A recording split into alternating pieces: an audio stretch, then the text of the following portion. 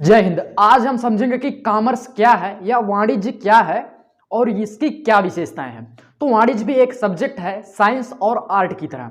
वाणिज्य की डिफिनीशन की बात करें तो वस्तुओं के क्रय विक्रय विनिमय वितरण को वाणिज्य कहते हैं। आइए एक एग्जाम्पल की सहायता से समझते हैं। जैसे कि मान लीजिए आप एक मार्केट में आए हैं कुछ सामान लेने, मान लीजिए आप सब्जी लेने आए हैं, तो आप यहाँ पे जैसे कि गए एक सब्जी वाले के पास और वहां से आपने कुछ सब्जियां ली।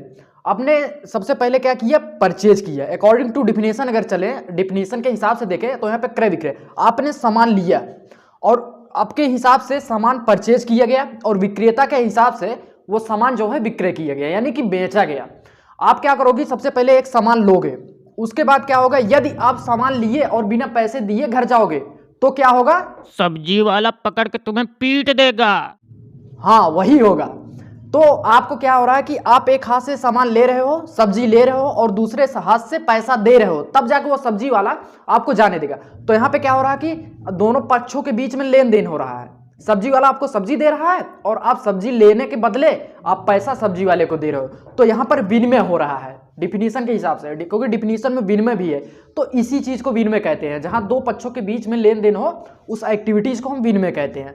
और लास्ट में क्या हो रहा है कि सब्जी वाला जो है सब्जी वितरण कर रहा है, किसको, आप लोगों को, कस्टमर्स को सब्जी का वितरण कर रहा है। तो इसी हिसाब से होता है। कॉमर्स का यूज उस जगह होता है, वाणिज्य का उपयोग उस जगह होता है जहां पर वस्तुओं का क्रय विक्रय किया जाता है, वस्तुओं के क्रय विक्रय से रिलेटेड अकाउंटिंग किया जाता है, वहां पर वाणिज्य का यूज किया जाता है। आइए बात कर लेते हैं वाणिज्य के अंग के बारे में। जिस तरीके से हम मनुष्य के अंग होते हैं, हाथ होते हैं, पांव होते हैं, पेट होते हैं, सर होते हैं, आंख होते हैं, उसी तरीके से वाणिज्य के अपने दो अंग हैं। सबसे पहला आपका दुकानदारी और उसके बाद दूसरा है व्यापार।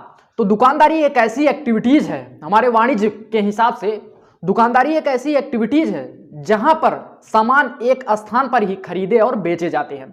और व्यापार, वही व्यापार एक ऐसी एक्टिविटीज है जहां पर सामान एक स्थान से खरीदा जाता है और दूसरे स्थान पर बेचा जाता है। जैसे कि मान लीजिए कोई सामान मुंबई से खरीदा गया और दिल्ली में बेचा गया, तो इसको हम व्यापार कह सकते हैं। हालांकि वस्तुओं के क्रय विक्रय को व्यापार कहा जाता है, लेकिन वाणिज्य के अंग होने के नाते इसका जो परिभाषा है थोड़ा चेंज हो जाता है, जैसा कि पहले हमने बता दिया है। कुछ विशेषताएं इसकी हैं, जैसे कि है हमारी इकोनॉमिक एक्टिविटीज। इकोनॉमिक एक्टिविटीज इसलिए हो जाता है क्योंकि कॉमर्स में ज्यादातर पैसों के लेन देन पे चलता है। कॉमर्स जहां पर पैसों का लेन देन आ जाए वहां पर कॉमर्स होता है। यदि वहां पर पैसों का लेन देन नहीं है तो वहां पर कॉमर्स या वाणिज्य की एक्टिविटीज होगी ही नहीं। उसके बाद दूसरा आपका प्रॉफिट। अब जैसे कोई व्यवसाय किया जा रहा है तो व्यवसाय जो है वो कॉमर्स के अंतर्गत आता है, या जो कॉमर्स है वो व्यवसाय का सहायक है। बिना वाणिज्य के व्यवसाय किया नहीं जा सकता, और व्यवसाय में प्रॉफिट तो होना ही होना है, बिना प्रॉफिट के व्यवसाय नहीं होता। इसलिए प्रॉफिट को हम एक कैरेक्टर या फीचर मान सकते हैं वाणिज्य का। उसके बाद तीसरा आपका आ जाता है मार्केटिंग। अब जैसे क्या होता है कि वाणिज्य व्यवसाय में आता है और व्यवसाय करने के लिए आपको मार्केटिंग की आवश्यकता बहुत अधिक होती है।